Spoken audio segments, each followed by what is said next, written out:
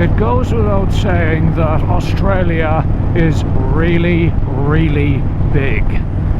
It's about 7.7 million square kilometres. I'll put the exact figure on the screen, which makes it the 6th largest country in the world. Slightly smaller than Brazil and 2.5 times larger than the next country on the list, which is India. On top of its gargantuan dimensions, it's almost completely empty as well. Ooh, the things I do for a drone shot, people.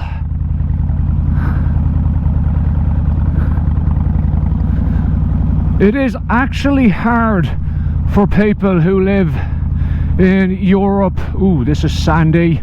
Southeast Asia, the United States, South America, places like that, to envision just how sparsely populated it is here.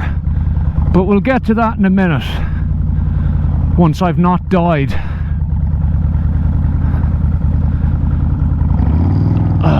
Okay, I think I won't push my luck any further here. Yeah, this'll do.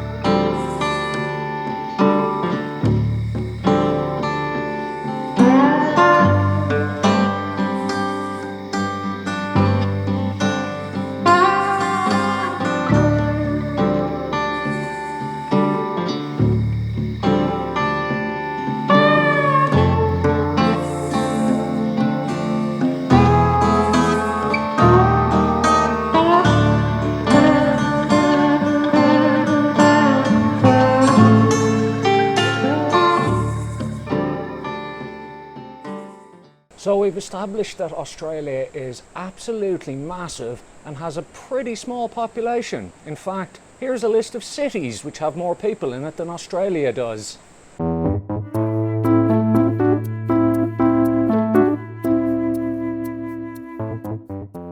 You also have to factor in where in Australia all of that 26 million people live. Australia is one of the most urbanised nations on Earth. It has an urban population of about 85%.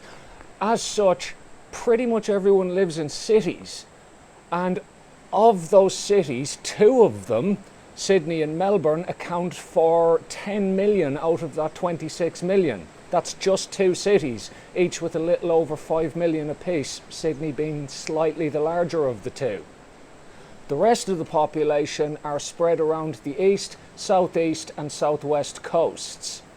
That means basically nobody lives in the middle, which brings us to the fabled Outback. The Outback is quite tricky to define. Nobody can really agree where it begins, where it ends, any of that sort of stuff.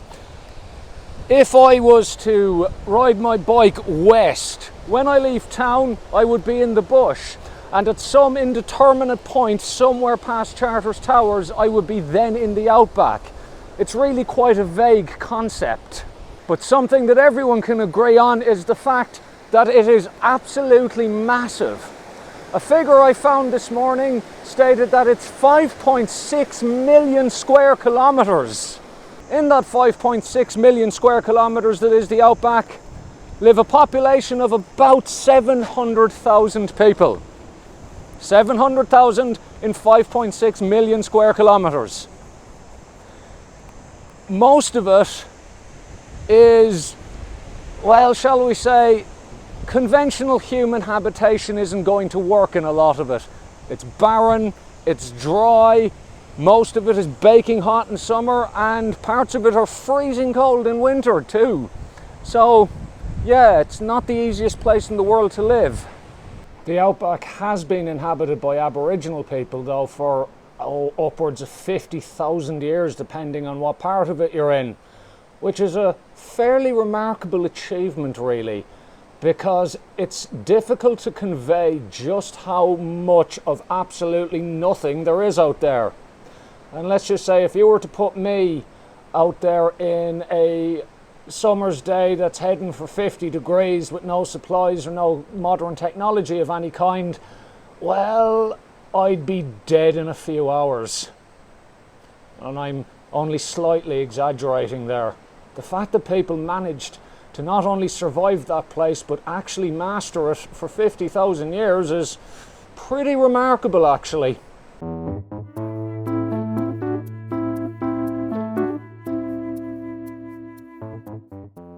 It's probably also worth mentioning the sheer size of the individual states and territories in Australia, because they're on a scale that most people find difficult to comprehend unless they're from another massive country with massive subnational divisions like Canada or Russia. The state I'm in now, Queensland, is 1.7 million square kilometres. If it was an independent country, it would be, I think, the 16th largest in the world. And it's comparable in size to Mexico. And then there's Western Australia, which is even bigger than Queensland and is 2.5 million square kilometres, making it the second largest subnational division on Earth. I think it's just one of the Russian republics in Siberia, possibly the Sakha Republic. It's a bit hard to look things up on Wikipedia when I'm riding a motorbike, is larger. If Western Australia was an independent nation, it would be the 9th largest in the world. It's around the size of Kazakhstan. Here's some of the rest of the Australian states and territories compared to independent nations to give them a bit of scale.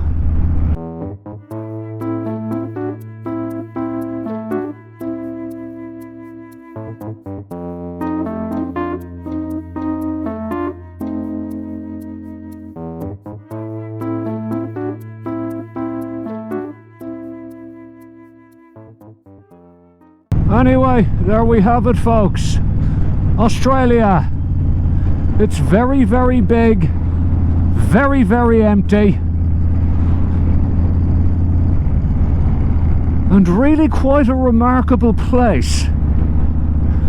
Anyway, that's it from me for today. I'll catch you all again soon. Good luck.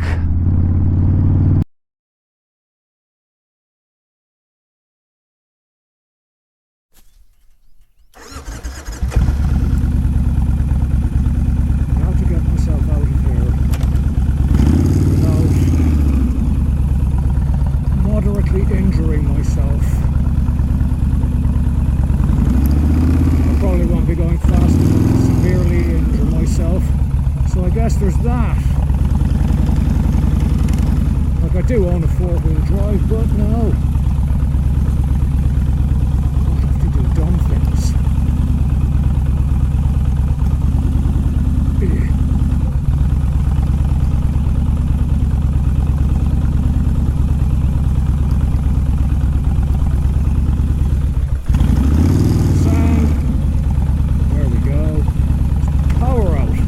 Right.